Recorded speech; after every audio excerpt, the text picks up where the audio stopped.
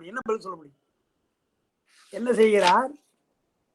முன்னவன் திருவருட்கடல் மூழ்கிய முனிவர் என்னை வேறு இனி செய்யுமாறு, இனி என்ன செய்வது, வழி என்ன என்று தெரியாமல் என்று நின்று அயர்வார். என்னையா செய்வது என்று அப்படியே சோர்ந்து போகிறார். பெருமான் மேலே பற்றுடையவர் தான், பெருமான் ஆட்கொண்டிருக்கிறான். ஆனா அமைச்சர் தொழில் அல்லவா, அதுக்குதானே வந்திருக்கிறோம். நிரம்ப பொருளை கருவூலத்தில் எடுத்து வந்திருக்கோமே, அதுக்கெல்லாம் ஒரு பதில் சொல்லணும் இல்லையா? எனவே சோர்வாக இருக்கிறார். எப்ப வரப்போது குதிரை, பெரிய விஷயம் இல்லையா அது? கப்பல்ல வரணும், குதிரை வரணும். என்னடா செய்வதுன்னு புரியல. அந்த மாதவூரடிகள் புராணத்தை மேற்கோள் காட்டுறாங்க. தென்னவன் அரசன் ஓலை தென்னவன் பிரமராயன். மாணிக்கவாசகருக்கு தென்னவன் பிரமராயன் பெயர். தென்னவன் அரசன் ஓலை தென்னவன் பிரமராயன் என்னும் நல்லமைச்சன் காண்க. அந்த லெட்டர்ல என்ன எழுதியிருக்கிறான்? தென்னவன் பிரமராயன் என்ற அமைச்சன் காண்க, அவனுக்கு எழுதப்பட்டது. எல்லையில் தனம் கொண்டு ஏகினாய். நிறைய பணத்தை கொண்டு போற, செல்வத்தை கொண்டு போயிருக்கிறார், பொற்காசுகளை கொண்டு போயிருக்கிற. எல்லையில் தனம் கொண்டு ஏகி கொன்னூறு பறிகொள்ளாமல், குதிரை வாங்காமல் கோபணம் கொண்டீர்.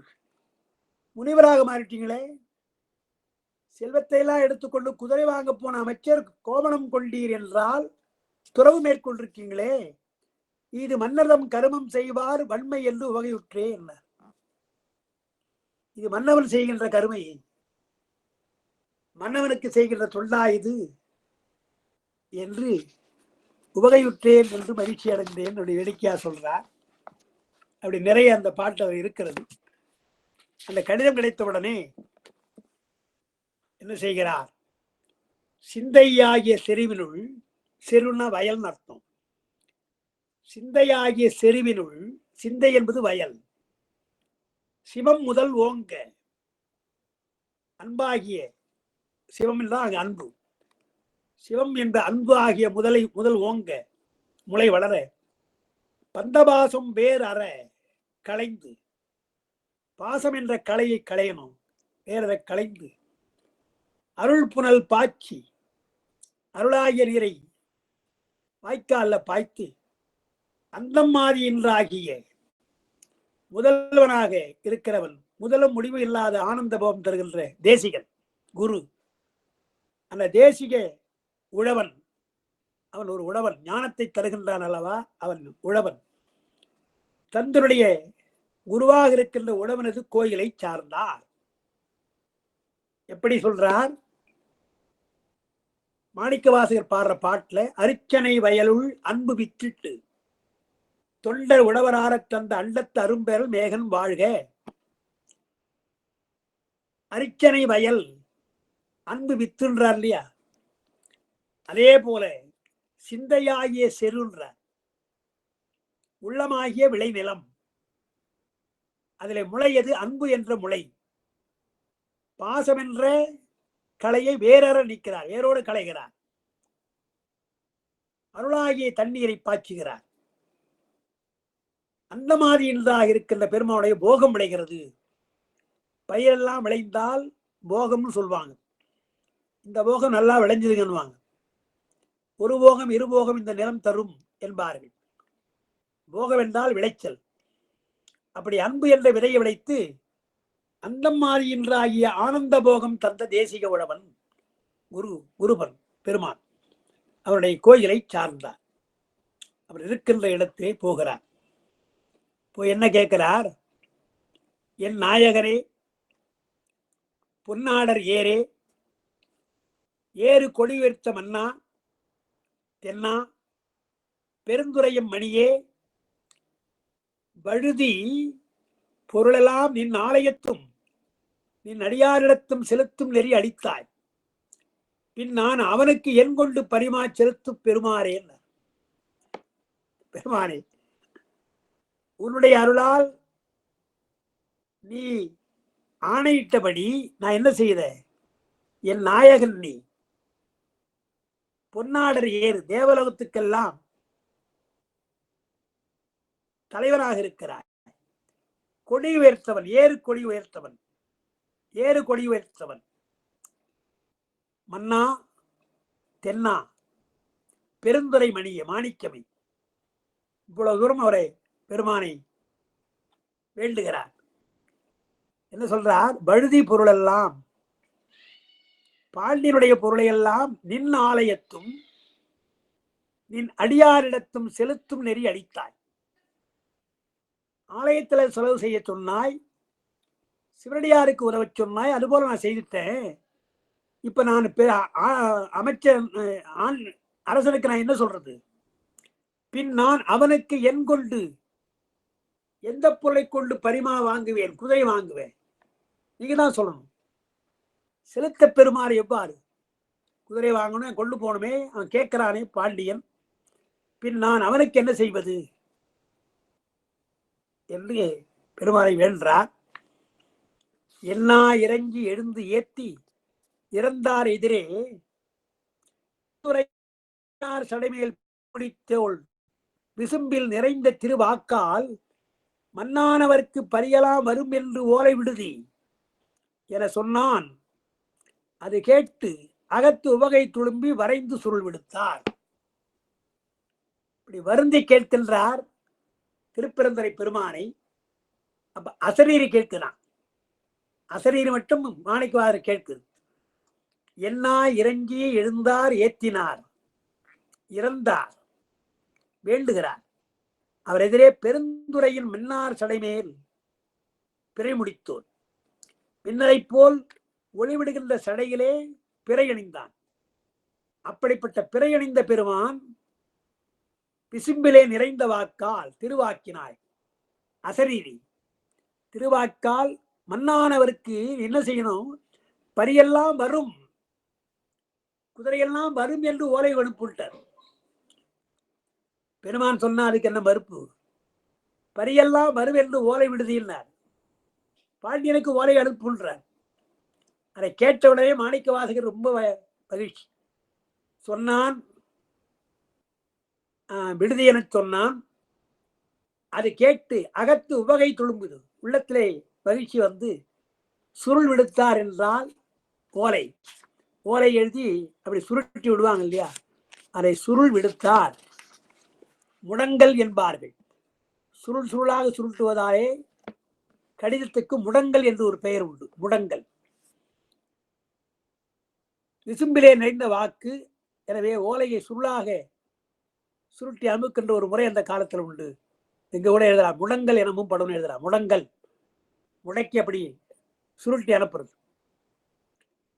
அந்த ஓலை பாசுரமும் அறைய கேட்டு நின்று ஆங்கோர் சிந்தையான் ஆனா மகிழ் சிறப்பை இருந்தான். புறவித்தேருடும் வந்த ஆதி செங்கதிரோன் மறைந்தான். அவனால் வையமெல்லாம் வெந்த வேலை தடிப்பான் போல் முளைத்தான் ஆதி வெண்கதிரோன். வெண்கதிரோன்னா சந்திரன். ஓலை பாசுரம்ன்ற பெருமக்களே, அந்த பாசுரம்னு ஒரு சொல் இருக்கு இல்லையா? பாசுரம் என்பது என்ன என்றால், திருமுறையில ஞானசம்பந்தர் பதிகமெல்லாம் பாடுறார். ஆனால் வாழ்காந்தனர் பாட்டுக்கு இல்லையா, அதை பாசுரம் சொன்ன பத்துன்றார். பதிகமாக பாடுற பாட்டெல்லாம் நிறைய இருக்குது. வாழ்காந்தனர் என்ற பதிகம் இருக்கு இல்லையா, அதை பாசுரம் சொன்ன பத்து பாசுரம்ன்ற. அதே போல 11ஆம் திருமுறையில பாணபத்திரருக்காக ஒரு கடிதம் எழுதுகிறார் சேரமான் பெருமாளுக்கு. சேரமான் பெருமாள் நாயனாருக்கு எழுதுகின்ற கடிதம் அது திருமுகப்பாசுரம் என்று சொல்லப்படும். அப்ப பாசுரம் திருமுகப்பாசுரம் வருது இல்லையா, அந்த பாசுரத்துக்கு என்ன பொருள் என்றால், பின்னாலே தமிழ் இலக்கணத்துல பாயிரம் என்று ஒன்று வருது. பாயிரம் என்றால் அந்த நூலுடைய சிறப்பெல்லாம் சொல்றது. நூலாசிரியன் யார், நூலுக்கு பெயர் என்ன, நூல் என்ன கருத்தை சொல்லுகிறது என்பது போல அந்த கருத்தை எல்லாம் முதல்ல வைத்து சொல்றது பாயிரம். அப்படி தொல்காப்பியத்திற்கு பாயிரம் இருக்கிறது, நன்னூலுக்கு பாயிரம் இருக்கிறது, சிலப்பதிகாரம் போன்றவற்றுக்கு பாயிரம், எல்லாவற்றுக்கும் பாயிரம் இருக்குது. அந்த பாயிரம் ஏறக்குறைய முகவரை போல. அதனால சில பேர் என்ன சொல்றாங்க, பாசுரம் என்பதுதான் பாயிரம் என்று மாறியதுன்னு சொல்றாங்க. பாசுரம் என்ற சொல் தான் பாயிரம் என்று மாறியதுன்னா, தொல்காப்பியர் காலத்திலே பாயிரம் இருக்குது, ஒரு சொல் இருக்குது. அப்ப தொல்காப்பியர் காலத்துல பாசுரம் என்ற சொல் இருக்கணும் இல்லையா? பாசுரம் என்ற சொல் கிடையாது, பின்னால் தான் அது வந்தது. எனவே பாயிரம் என்பது முதலே வந்திருக்குது. அந்த பாயிரம் என்ற சொல் எப்படி வந்து நமக்கு தெரியல. அது பாசுரத்தினுடைய திரிவுதான் பாயிரம் என்றாக பொருந்தாத காரணம் பாசுரம் என்ற சொல் பின்னால வந்தது. 7ஆம் நூற்றாண்டு வந்திருக்குது, அப்புறம் 11ஆம் திருமுறை சொல்றோம். அதனால இங்க பாசுரம்ன்றார். திருமுக பாசுரம் என்றால் என்ன அர்த்தம்? மிகுத்து உரை பாட்டு என்று உரை எழுதுறாங்க. பாசுரம் என்பதற்கு என்ன பொருள் என்றால், மிகுத்து உரை பாட்டு என்றால் ஒருவரை புகழ்ந்து பாடுகின்ற பாடல், அது பாசுரம். சைவத்தினுடைய பெருமையெல்லாம் புகழ்ந்து சொல்வதால் வாழ்கன்றன் என்ற பதிகம் பாசுரம் சொல்லப்படுது. சேரமான் பெருமானுடைய பெருமையெல்லாம் சேர்த்து சொல்வதால் பாடவத்திற்கு எழுதியது திருமுக பாசுரம் சொல்லப்படுது. எனவே ஒருவனுடைய புகழை விரித்து சொல்லுதல், அதுதான் பாசுரம். அதுபோல இங்கே முதல்ல பெருமான் மாணிவாசகர் மன்னனை புகழ்ந்து சொல்லிதான் கருத்தை சொல்லணும், நேரடியாக கருத்தை சொல்லப்படாது. மன்னவன் வாழ்க, தென்னவன் வாழ்க, முடிவாழ்க, குடிவாழ்க என்று இப்படிலாம் முதல்ல வாழ்த்தி விட்டுத்தான் அப்புறம் என்ன கருத்துன்னு சொல்லணும். அதனால முதல்ல பாசுரம் இல்லை, அந்த ஓலை பாசுரம், அந்த ஓலையில் இருக்கின்ற செய்தி பாசுரம் போல இருக்கின்ற செய்திகள். அறைய கேட்டார் என்றால் ஒரு முறை என்ன என்றால், அரசரே படிக்க மாட்டான், ஒரு தூதுவன் அல்லது அங்கே இருக்கின்ற அவைக்களத்தில் இருக்கின்ற ஒருவர் படிப்பார். அந்த பாசுரத்தை அமைச்சர் எழுதிய ஓலையை படிக்கிறார். அறைய கேட்டு என்றால் உறக்க படிக்கிறார், எல்லோரும் கேட்கும்படியாக படிக்கிறார், அதை கருத்துடன் கேட்கிறார். அந்த ஓலை பாசுரமும் அறைய கேட்டு நின்று கேட்கிறான், ஆராய்ந்து கேட்கிறான். ஆங்கு ஓர் சிந்தை ஆனா மகிழ்ச்சி சிறப்ப, பரவாயில்லையே குதிரை வந்து விடுகிறதே என்ற மகிழ்ச்சி அவருக்கு. ஆனா மகிழ்ச்சி என்றால் நீங்காத மகிழ்ச்சி, குறையாத மகிழ்ச்சி இருந்தான். புறவித்தேரோடும் வந்த ஆதி செங்கதிரோன் மறைந்தான். அது நயமா சொல்ற. குதிரை வரும் வரும் என்றால் வந்து போயிட போது இல்லையா, நிறைய எல்லாம் பரியாக்கி கொண்டு வரப்போகிறார். ஒரு நாள் இரவு பரியெல்லாம் நிறையாக போகுது இல்லையா. அந்த குறிப்பில் என்ன சொல்றார், குதிரை வரப்போகுது என்ற செய்தி வந்தவுடனே குதிரையில 7 குதிரை பூட்டிக் கொண்டு வந்தானே செங்கதிரோன், அவன் மறைந்தான். புறவித்தேரோடு வந்த ஆதி செங்கதிரோன் 7 குதிரைகளோடு வந்தான் அல்லவா, ஒற்றை சக்கரத்தோடும் அருணன் என்ற தேரோட்டியோடும் 7 குதிரைகளோடு வந்தான் இல்லையா கதிரவன், அவன் மறைந்தான். குதிரை வரும் என்ற செய்தி வருகிறது, ஆனா குதிரையோடு வந்த தேர் மறைகிறது என்றார். செங்கதிரோன் மறைகிறான். புறவித்தேரோடு வந்த ஆதி செங்கதிரோன் மறைந்தான். அவனால் வையமெல்லாம் வெந்த வேடை தணிப்பான். வெப்பம், சூரியனாலே வெப்பம் வந்தது இல்லையா, அவனால் வந்த அந்த வெப்பத்தை எல்லாம் தணிப்பதற்காக முளைத்தான் ஆதி வெண்கதிரோன். ஆதி வெண்கதிரோன் என்றால் சந்திரன் குளிர்ச்சியை தருவதற்காக அங்கே முளைத்தான் என்று சொல்ற. எனவே இந்த செங்கதிரோன் என்பதற்கு ஆதிச்செங்கதிரோன் என்று வருது. ஆதிச்செங்கதிரோன் என்பதனால ஆதி என்பதனால ஆதித்தன் என்று வைத்துக் கொள்ளலாம்ன்றாங்க. ஆதி என்ற பெயரால் அவனுக்கு ஆதித்தன் என்ற பெயர் வருது இல்லையா, ஏனென்றால் ரிஷப ராசி, இடபராசி, அதன் முதலாக ஒவ்வொரு ராசியா போறார் இல்லையா. எனவே ஆதி நேரோடல், ஆதி என்றால் அந்த முறையிலே நடத்தல், ரிஷபத்திலே தொடங்கி அப்புறம் எல்லாவற்றிலும் மகரம் கும்பம் என்று எல்லா ராசியிலும் போறான் இல்லையா சூரியன். அதனால அவனை ஆதிச்செங்கதிரோன் என்று சொல்லலாம், அதனால் ஆதித்தன் என்று சொல்லலாம் என்று இங்க உரையில எழுதுறான். அப்புறம் முதல் திசையாகிய கீழ்த்திசையிலே உதிக்கின்றான். கீழ்த்திசையில் தான் அவன் தோன்றினான். அதே போல சந்திரனும் உதிக்கின்றான். அவன் வெப்பத்தை கணிப்பதற்காக சந்திரன் உதிக்கிறான். அன்று துயிலும் பாதபூரடிகள் கனவில் கடிதம் எழுதியாச்சு. பெருமான் சொன்னபடி அவருடைய வாக்கின்படி எழுதியாச்சு. பாதவரு கவலை இல்லாமல் தூங்குறார். அன்று துயிலும் பாதபூரடிகள் கனவில் சுடர் வெள்ளி மன்று கிழவர் குறுந்தடியில் வடிவம் காட்டி எழுந்தருளி வெள்ளிவேந்தன் மனம் கவரும் விசையப் பறிகொண்டு அணைகின்றேன் இன்று நீ முன் ஏகுதி என்று அருளி செய்ய எழுந்திருந்தார். குருந்த மரத்தின் கீழே எப்படி ஞானாசிரியனாக வந்தார் இல்லையா, அந்த வடிவத்தோடு அந்த ஆட்கொண்ட ஆசிரிய கோலத்தோடு வருகிறான் பெருமான். கனவிலே வருவது யாருன்னு தெரியணும் இல்லையா, குருந்த மரத்தின் கீழே உன்னை ஆட்கொண்ட நான் என்று தெரியணும். எனவே ஞானாசிரிய வடிவம் கொண்டு வருகிறான். யார்? வெள்ளி மன்ற கடவுள், வெள்ளி அம்பலத்திலே ஆளுகின்றானே பெருமான். அவன் குறுந்தடியிலே வடிவம் காட்டினான், எழுந்தருளுகிறான், கனவிலே வருகின்றான். பாதவருடைய கனவிலே தோன்றுகின்றான். தோன்றி என்ன சொல்றார்? வென்றி வேந்தன் மனம் கவரும் விசையப் பறிகொண்டு அணைகின்றோம்.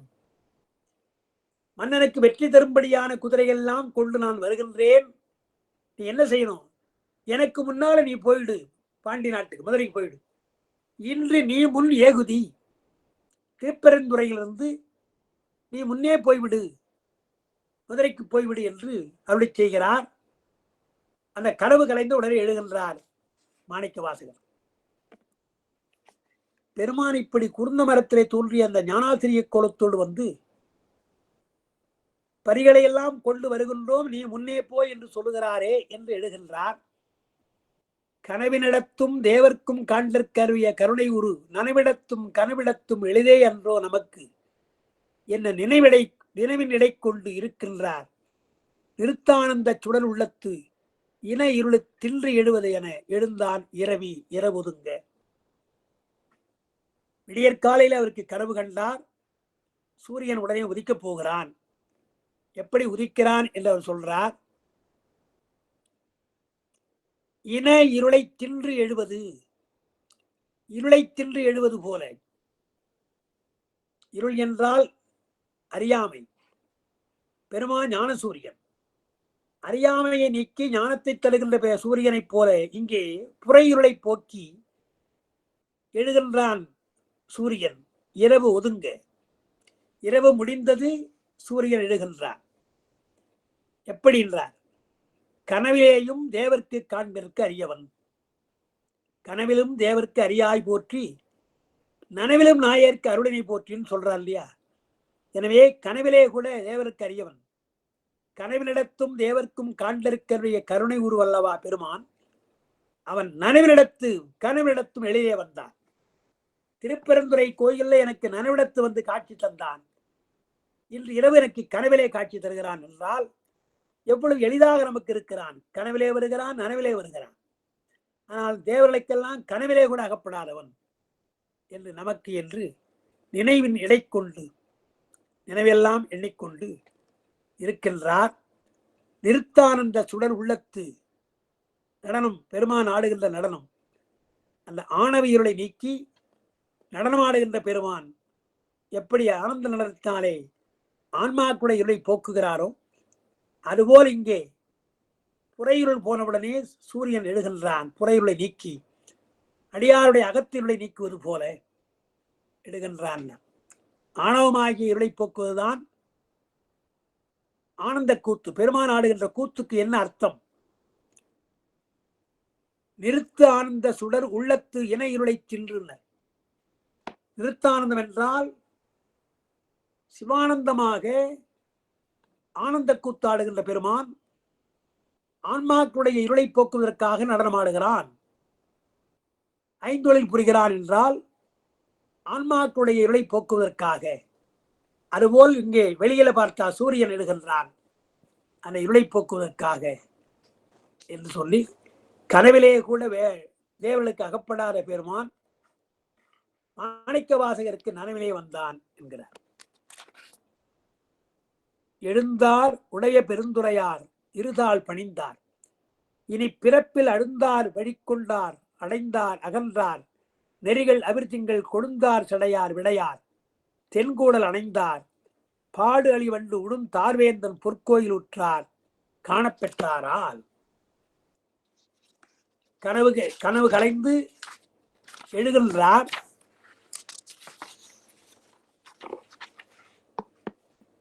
இனி பிறப்பில் அழுந்தார் எழுந்தார். இனிமேற்பட்டு ஒரு பிறவி அவருக்கு கிடையாது. பிறவிகளை அழுந்தாத நிலையிலே அவர் எழுந்தார். இனி பிறப்பில் அழுந்தார் எழுந்தார். மாதவூர் அடிகள் அப்படிப்பட்ட அடிகள் எழுந்தார். உடைய பெருந்துரை இருதாள் பணிந்தார். திருப்பெருந்துரை பெருமானுடைய திருவடிகளை பணிந்தார். உடைய பெருந்துரை என்றால் தம்மை ஆளுடையாக தன்னை ஆளாக பெற்ற பெருமான். ஆளாக உடைய பெருந்துரைநாதனுடைய இரண்டு திருவடிகள் பணிந்தார். பணிந்து வழிகொண்டார். இருதாள் பணிந்தார் வழிகொண்டார். அடைந்தார் நெறிகள் அகன்றார். பல வகையான வழிகளை எல்லாம் கடந்தவர் போகிறார். அழுந்தார் வெளிக்கொண்டார். அடைந்தார் அகன்றார். நெறிகள் எல்லாம் இழந்தார். அவிர் திங்கள் கொடுந்தார் சடையார் விடையார். அவிர் என்றால் ஒளி வீசுகின்ற பிறையை அணிந்திருக்கிறார். பிறை கொடுந்தல்லவார், இளம்பிறை. அதை அணிந்த சடையார் அவர் விடையார். சடையை உடையவர் அவர் விடையை உடையவர், காளை வாகனத்தை உடையவர். அப்படிப்பட்ட சோமசுந்தர கடவுளின் தென்கூடல் அடைந்தார். மதுரையை அடைந்தார், தென்கூடல் அடைந்தார். அங்கே வேந்தன் பொன் கோயில், வேந்தன் இருக்கின்ற அரண்மனைக்கு செல்லுகிறார். அவன் அணிந்திருக்கின்ற மாலையிலே வண்டுகள் எல்லாம் வைக்கிறான். பாடு அழி வண்டு உடும் தார் வேந்தன். பாடிக்கொண்டே வண்டுகள் எல்லாம் வைக்கின்றன அவன் போட்டுக் கொண்டிருக்கின்ற மாலையில. பாண்டியனுக்கு வேப்ப மாலை தானே, எனவே வேப்ப மாலை அணிந்து கொண்டிருக்கின்றான். அதில் வண்டுகள் எல்லாம் வைக்கின்றன. அப்படிப்பட்ட பாண்டியனது பொன்மயமான அரண்மனை உடும் தார்வேந்தன் பொற்கோயில் உற்றார். பொன் போன்ற அரண்மனையை சென்று அடைகிறார். அங்கே சென்று அரசனை காணப்பெற்றார். உடுந்தார்வேந்தன் பொற்கோயில் உற்றார் காணப்பெற்றார். எழுந்தார் உடைய பெருந்துரையார் இருதாள் பணிந்தார். இனி பிறப்பில் அழுந்தார் அவர் வழிகொண்டார். அடைந்தார் அகன்றார் நெறிகள். அவிர்திங்கள் கொடுந்தார் சடையார் விடையார். தென்கூடல் அணைந்தார் பாடு அழி வண்டு உடும் தார்வேந்தன் பொற்கோயில் உற்றார் காணப்பெற்றார். அங்கே அரண்மனையிலே சென்று பார்க்கிறார். மன்னர் பெருமான் எதிர்வந்த மறையோர் பெருமாள் வழிபாடு முன்னா முறையால் செய்து ஒழுகி முன்னே நிற்ப, முகம் நோக்கி தென்னார் பெருமான் எவ்வளவு செம்பன் கொடுபோய் எவ்வளவு நன்னர் இவளி கொண்டதென கேட்டான். கேட்ட நான் மறையோர். பாண்டிய மன்னன் அது ஒரு கணக்கு ஒன்று இல்லையா? இப்பவுமே யாரா இருந்தாலும் கணக்கு இல்லையா? முன்ன என்ன சொன்னா, நீங்கள் சென்று எவ்வளவு கொள்ள வேண்டுமோ அவ்வளவு கொள்ளுங்கள்னா, கருவூலத்திலே உங்கள் விருப்பப்படி பொருளை எடுத்துக்கொண்டு போங்கன்னு சொல்லிட்டான். இப்ப என்ன கேட்கிறாருங்க பாண்டியன், எவ்வளவு கொண்டு போனீங்க, எவ்வளவு குதிரை வாங்கினீங்கன்னு கணக்கே கேட்கிறான். என்ன காலம் என்றால், குறித்த நாள்ல வரல, போனார் போய் உடனே கொண்டு வந்தார்னா பிரச்சனை இல்லை. அவன் கேள்விப்படுகிறான். செல்வத்தை எல்லாம் கோயில் கட்டுகிறார், திருவிழா செய்கிறார், அடியாரனுக்கு தருகிறார் கேள்விப்படுவான் இல்லையா? மன்னனுக்கு தெரியலையா? செய்தி வந்துடும் இல்லையா? எனவே அப்படி கேட்கக்கூடாது. கொண்டு போன செல்வத்தை எல்லாம் கோயில் கட்டினீங்களாமே, திருவிழா செய்வீங்களாமேன்னு கேட்டா அது நாகரிகம் இல்லை. அமைச்சருக்கும் அரசனுக்கும் இருக்கிற நாகரிகம் அல்ல. அதனால என்ன பண்றான், எவ்வளவு கொண்டு போனீங்க, எவ்வளவு குதிரை வாங்கினீங்கன்னு கேட்கிறான். பாட்டு அப்படித்தான். மன்னர் பெருமான் எதிர்வந்த மறையோர் பெருமாள். மன்னர் பெருமான் மறையோர் மாணிக்கவாசகர் வந்து எழுதினார். வழிபாடு முன்னா முறையால், முதல்ல என்ன செய்ய வேண்டுமோ வழிபாடு, ஒரு அரசனை கண்டால் எப்படி வழிபட வேண்டுமோ அப்படியெல்லாம் முறையால் செய்து ஒழுகி முன்னே பணிவோடு நிற்கிறார். முன்னே நிற்க முகம் நோக்கி மாணிக்கவாசனுடைய முகத்தை பார்க்கிறான். பாண்டியவனும் பார்க்கிறான். தென்னர் பெருமான் பார்த்து, எவ்வளவு செம்பன் கொண்டு போனீர்கள், எவ்வளவு பொன்னை கொண்டு போனீங்க, எவ்வளவு இவுளி, இவுளின்னா குதிரை, எவ்வளவு இவுளி குதிரைகள் கொண்டு வந்தீங்க என கேட்டான். கொண்டு போன பொருள் எவ்வளவு, அந்த அத்தனை பொருளுக்கு நீங்க குதிரை வாங்கிட்டீங்களா, எவ்வளவு குதிரைகள் வாங்கினீர்கள் சொல்லுங்கள் என்று இவுளி கொண்டது என கேட்டான். கேட்ட நான் மறையோர். அவர் என்ன பண்ணுவார், அவருக்கு என்ன தெரியும்? பொன்னும் அளவோ விலை கொண்ட புறவித்தொகையும் அனைத்து அவைதான் பின்னர் வரக்கண்டருளதி எம்பெருமான். இதனால் துரங்கபதி என்னும் நாமம் பெறுதி மதி என்றார் என்ற மந்திரருக்கு தென்னன் சிறந்த வரிசை வளம் செய்து விடுப்பச் செல்கின்றார். ஐயா கவலைப்படாதீங்க, பொன் அவ்வளவு எவ்வளவு எடுத்துக்கொண்டு சென்றோனோ அந்த விலைக்கெல்லாம் புறவியை வாங்கியிருக்கிறேன். கருவூலத்திலே இருக்கிற பொண்ணை எடுத்து போன இல்லையா, எவ்வளவு பொன் எடுத்துக்கொண்டு போனா அதையெல்லாம் எல்லாத்துக்கும் குதிரைக்கு தான் செலவு பண்ணேன். புறவித்தொகை அனைத்தையும் நான் வாங்கினேன், அவையெல்லாம் பின்னாலே வரும். நான் முதல்ல வந்துட்டேன், குதிரைகள் எல்லாம் பின்னாலே வரும். தலைவா, எம்முடைய தலைவா, நீ துரங்கபதி என்னும் நாமம் பெறலாம். நல்ல குதிரைகள்லாம் வரப்போகுது. இப்படிப்பட்ட குதிரைகள் பாண்டி நாட்டை தவிர வேறு எங்கும் இல்லை என்பதாலே உனக்கு துரங்கபதி, துரங்கம்னா குதிரைன்னு அர்த்தம், அது துரகம்னு சொல்லுவாங்க, தமிழ்ல துரங்கம்ன்ற, துரங்கபதி என்னும் பெயரனை பெறுவாய் என்றார். என்று கூறியவுடனே மந்திரர் என்றால் அமைச்சர். அந்த மந்திரருக்கு தென்னன் அரிவர்த்தன பாண்டியன் வளம் சிறந்த வரிசை செய்து விடுத்தான். பலவகையான பரிசுகளை எல்லாம் கொடுத்தான். கொடுத்து நீங்கள் உங்கள் அரண்மனைக்கு செல்லுங்கள் என்று நம்பிக்கையோடு அமைச்சரை அனுப்புகிறான் என்று பார்க்கிறோம். அந்த பொண்ணு எவ்வளவு அளவில்லாததோ அதே அளவிற்கு புறவியும் அளவில்லாதது, குதிரையும் அளவில்லாமல் உங்களுக்கு வரும். எனவே அளவிறந்த குதிரைகள் வருவதாலே உங்களை துரங்கபதி என்று சொல்லுவார்கள். மக்கள் எல்லாம் இப்படி சொல்வார்கள். இதை நீங்கள் கருதுங்கள். மதி என்றால் கருதுங்கள். துரங்கபதி பின்னர் வரக்கண்டருளதி எம்பெருமான். இதனால் துரங்கபதி என்னும் நாமம் பெருதி. மதி என்றால் அதை நான் சொல்றதை ஏற்றுக்கணும், அதை நீங்க அப்படியே நம்பணும், கருதுங்கள் என்று அதை மதிக்க வேண்டும் என்று சொல்ல மன்னன் மகிழ்ந்து பரிசுகளை தருகிறான் என்பதோடு அந்த 75 பாட்டு நமக்கு முடியுதுங்க. இன்னும் சில பாடல்கள் நமக்கு இருக்கிறது. அதை நாம் இந்த வாரம் வியாழக்கிழமை மட்டும் காஞ்சிபுரத்துல வழக்கம் போல பேச்சு இருக்குது எனக்கு. அதனால வியாழக்கிழமை நமக்கு வேண்டாம், வெள்ளிக்கிழமை வழக்கம் போல நாம் சந்தித்தால் இந்த வாதவூர் அடிகளுக்கு உபதேசித்த படத்தை நாம் அன்றைக்கு முடிச்சுடலாம். முடிச்சுவிட்டு அப்புறம் திருவாசகத்துக்கு சென்று அடுத்து மாணிக்கவாசனுடைய தொடர்பாக என்ன நாம் படிக்கலாம்ன்றத நாம் இந்த பரஞ்சோதி உரை படிப்பதற்கு முன்னால் இதை பற்றிய செய்தி நம்பி திருவிளையாடல என்ன சொல்லுகிறார், சிவல் இலார்ணவம் என்கின்ற அந்த வடமொழியில என்ன இருக்கிறது என்பதெல்லாம் கொஞ்சம் நாம் சிந்தித்து பார்த்துட்டு அதுக்கப்புறம் மீண்டும் பரஞ்சோதியாருடைய திருவிளையாடல்ல வாதவூர் அடிகளுக்கு உபதேசித்த பின்னால் அடுத்து நரிபரியாக்கி தான் வரும். நரிபரியாக்கிய படலம் என்று வருவதனால அந்த பகுதியை நாம் பின்னாலே படிக்கலாம் என்பதை மட்டும் நான் சொல்லி இன்றைக்கு வகுப்பை நிறைவு செய்கின்றேன். அன்பர்களுக்கு சந்தேகம் இருந்தால் கேட்கலாம், இல்லை என்றால் நாம் நிறைவு செய்யலாம். ஐயா அடியேன்னு கூறுவீனாங்க ஐயா. சொல்லுங்க ஐயா. இப்ப நீங்க பெருஞ்சாந்தின்னு சொன்னீங்களேங்க, எல்லா கோயில்களுக்குமே அது இருக்கும் அப்படின்னு சொன்னீங்கல்ல. அப்ப நம்ம வீட்டுல நம்ம தினசரி செய்யற பூசைக்கும் நம்ம அதே மாதிரி பெருஞ்சாந்தின்னு ஏதாவது இருக்குதாங்க ஐயா? அப்படி அது பரார்த்த பூசை கோயிலுக்கு தான் வச்சிருக்கிறாங்க. நாம அந்த சிறப்பு விழா செய்யறோம் இல்லையா, வீட்லயே சிறந்த நாள், அந்த நாளே நாம போறோம். ஏன்னா அது ஏன் சொல்றாங்கன்னா, மந்திரங்களை நாம் நாள்தோறும் முழுமையா சொல்ல முடியாது, திரவியங்களை முழுமையா நம்ம பால் தயிர் போல திரவியம்லாம் தினந்தோறும் செய்ய முடியாது. இது போல சில குறைகள்லாம் இருப்பதை நிவர்த்தி செய்வதற்காகத்தான் பெரும் சாந்தி விழான்னு சொல்றாங்க. அது கோயிலுக்கு.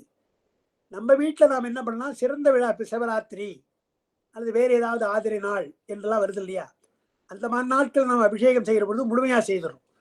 அதுவே நமக்கு பவித்திரம் மாதிரி தான். அதுவே பவித்திரோற்சவம் மாதிரி தான். உற்சவம் எல்லாம் நமக்கு கோயில்ல தான். நம்ம வீட்டில் பூசை தான். அந்த பூசையில நம்ம விரிவா செய்யலாம். சாதாரண விசேஷ நாட்கள்ல. சாதாரண நாட்கள் நம்ம சாதாரணமா செய்யறோம்.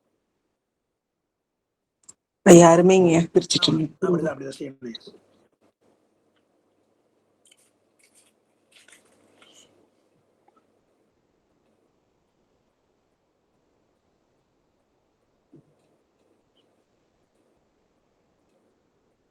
வேற யாருக்கு சந்தேகம் இல்லையா?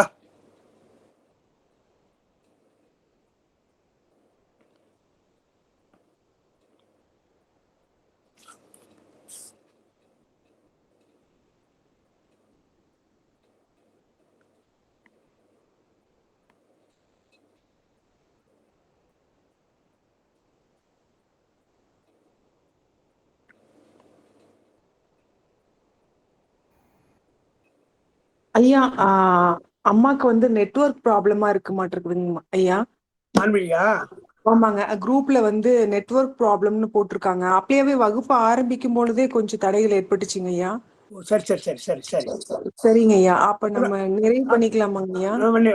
பண்ணிக்கலாம், நிறைவு பண்ணலாம். சுபாக்கா நிறைவு பண்ணி சொல்லிடலாமாங்க ஐயா? அக்கா சொல்லிடலாம். சுபா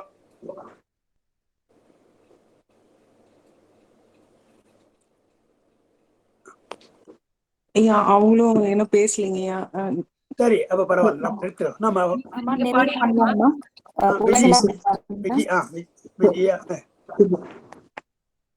விஜயமா பாடிருங்கம்மா. விஜயோ ஷியாமலா யாராவது பாடுங்க. அம்மா வந்துட்டாங்கம்மா. மான்பிடி மான்பிடி இல்ல அவங்க அம்மா அம்மா கேக்குதா? வாழ்த்து பாடுறதுதான். திருச்சிற்றம்பலம். உலகெல்லாம் உணர்ந்து போதற்கு அறியவன் நிலவுலாவிய நீர்மலிவேணியன் அழகில் சோதியன் அம்பலத்து ஆடுவான் மலர் சீலம்படி வாழ்த்தி வணங்குவான். திருச்சிற்றம்பலம். வணங்கிக்கிறோம் ஐயா. எல்லாருக்கும் வணக்கம்மா.